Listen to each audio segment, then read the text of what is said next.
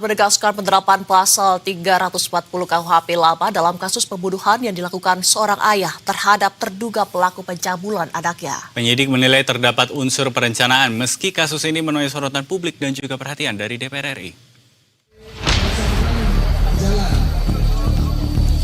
Kasus pembunuhan di Pariaman, Sumatera Barat yang dipicu kasus pencabulan anak pelaku menjadi sorotan publik. Kapolres Pariaman menyatakan penyidik melihat adanya unsur perencanaan dalam tindak pidana yang dilakukan pria berinisial ED.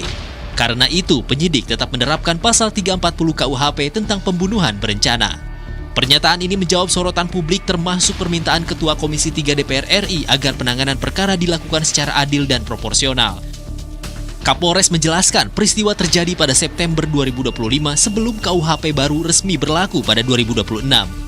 Dengan demikian, penyidik tetap menggunakan KUHP lama yang berlaku saat tindak pidana terjadi.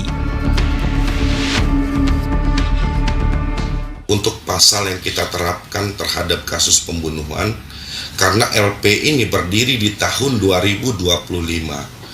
Di tahun 2025, di bulan September, itu masih berlaku KUHP yang lama.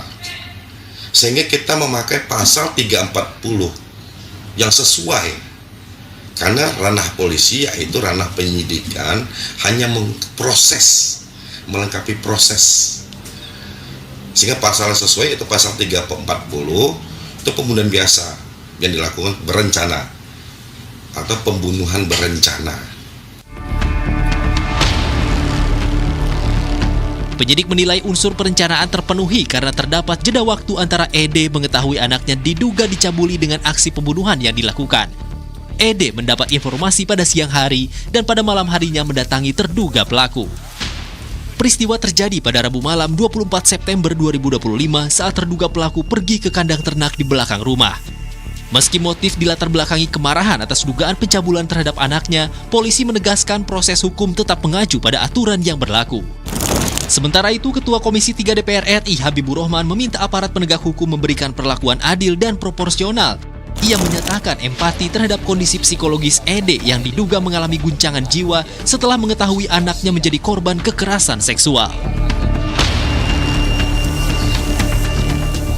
Karena berdasarkan pasal 54 KUHP, dalam penjatuhan hukuman harus dipertimbangkan motif dan tujuan pidana dan sikap batin pelaku tindak pidana. Dalam hal ini, Pak Ede memang melakukan pembunuhan karena sakit hatinya dan rasa cintanya kepada anak perempuannya. Jadi hukum itu harus ditegakkan dengan rasa keadilan. Komisi 3 DPR RI akan terus melakukan pengawalan dan memantau berjalannya pemeriksaan dalam perkara Pak Ede ini. Semoga Pak Ede mendapatkan keadilan. Kasus ini pun menjadi perhatian luas masyarakat karena menyangkut persoalan keadilan serta penerapan hukum dalam situasi yang dinilai sebagian pihak sebagai bentuk pembelaan terhadap keluarga. Delvineski, Berita 1, Pariaman, Sumatera Barat.